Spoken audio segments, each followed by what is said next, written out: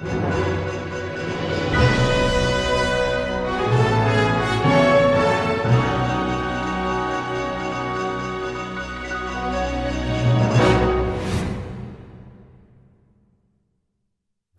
the wars in Iraq and Afghanistan have wound down, the Pentagon has embarked on a plan to shift more of its forces to the Asia-Pacific area to deal with a rising China and other security challenges. The move is often referred to as the rebalance or pivot to Asia. However, there is one prime location which is often overlooked in discussing where to station U.S. military troops and to establish new air bases, naval docking facilities, etc. Where is that? It's Taiwan. But wait a minute, doesn't Taiwan have its own Ministry of National Defense? Are there any rationale to say that ministry is operating improperly? Would U.S. defense companies be able to sell more military arms for the defense of Taiwan if the Pentagon took over these responsibilities directly? Well, of course the answer is yes, but these kinds of things are never discussed in Washington, D.C. In fact, the idea that the United States should bear full responsibility for the national defense of Taiwan, both in regard to personnel and equipment, is occasionally discussed in the Taiwan press. But in the USA press, this topic seems off limits. If the ROC on Taiwan is a sovereign entity, we need proceed no further. A sovereign nation will have to bear responsibility for its own national defense. However, as we have learned on this YouTube channel, the ROC on Taiwan is a non-sovereign entity. It is a government in exile. At this juncture, it appears worthwhile for us to examine the legal basis for the functioning of an ROC Ministry of National Defense in Taiwan in more detail. Allow us to dispel further misconceptions as we continue our series of commonly seen mistakes when discussing the legal status of Taiwan.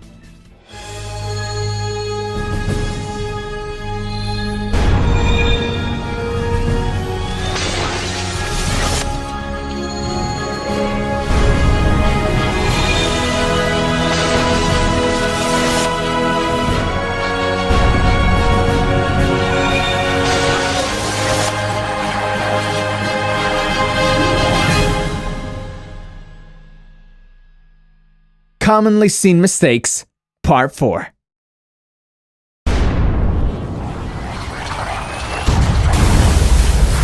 The Taiwan Relations Act mandates the sale of military equipment and hardware to Taiwan.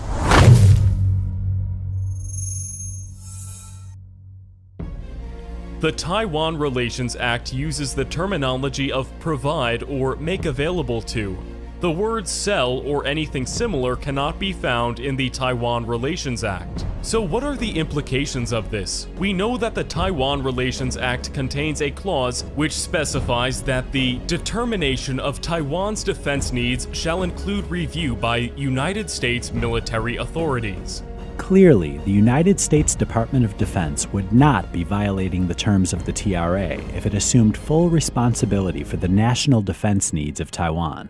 Ideally, this would be done by directly stationing U.S. military personnel in Taiwan and building military airports, naval ports, and shipyards, and all other necessary facilities.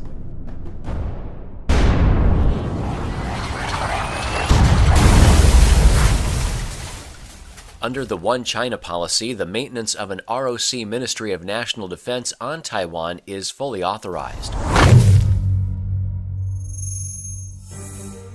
The U.S. Congressional Research Service has confirmed that the U.S. executive branch has never recognized PRC sovereignty over Taiwan.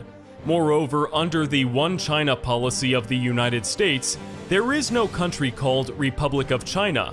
The San Francisco Peace Treaty of 1952 did not award Taiwan to the Republic of China. Additionally, the Taiwan Relations Act does not recognize the existence of an entity called Republic of China after January 1, 1979. Based on the above, we are hard-pressed to find any legal rationale to justify the existence of a military establishment on Taiwan organized under the authority of a Republic of China constitution, and which requires all personnel to swear allegiance to the Republic of China. We are forced to conclude that such arrangements are clearly a gross violation of the One China policy of the United States and the Senate-ratified San Francisco Peace Treaty.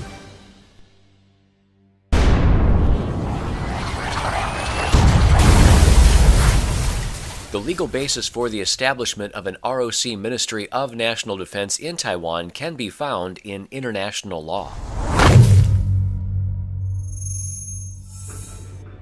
The highest-ranking document of international law dealing with the disposition of Taiwan in the post-World War II era is the 1952 San Francisco Peace Treaty. A thorough examination of the post-war peace treaty fails to find any clauses which can be interpreted to authorize the existence of a Republic of China government structure on Taiwanese soil, or the functioning of a Ministry of National Defense under the authority of a so-called Republic of China constitution. In consideration that Taiwan was sovereign Japanese territory until the coming into force of this treaty, when the Republic of China moved its central government to occupy Taiwan in December 1949, it was moving outside of China's national territory and immediately became a government in exile. Under international law, a government in exile is not permitted to have an actively functioning Ministry of National Defense or any similar agency.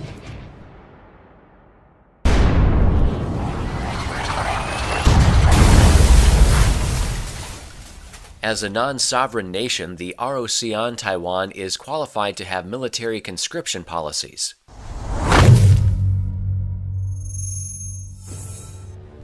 As a fundamental point of reference, the U.S. Supreme Court has ruled that military conscription policies must be based on national sovereignty. The Republic of China on Taiwan is a non-sovereign entity and hence by definition cannot have any form of military conscription policies. Without such policies, of course, there is no manpower available for the staffing of a Ministry of National Defense.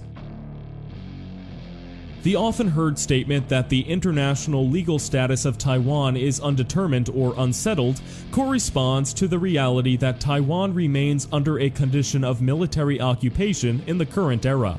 To put this in historical perspective, it cannot be repeated often enough that at the most basic level, Taiwan is territory conquered by the United States, which has not yet reached a final political status. So what does this mean? Is Taiwan independent? Or is Taiwan a part of China? Either the ROC or the PRC? Or is Taiwan part of some other country? The answer to all of these questions is no. In the current era, Taiwan remains as occupied territory. With this understanding, it is then important to note that both the Hague and Geneva Conventions forbid military conscription in occupied territory. The SFPT has placed Taiwan under the jurisdiction of USMG. In relation to Taiwan's defensive needs, our conclusion must be that under the Common Defense Clause of the U.S. Constitution, the United States Department of Defense should take full responsibility for Taiwan's national defense. This would include personnel, equipment, and all other matters.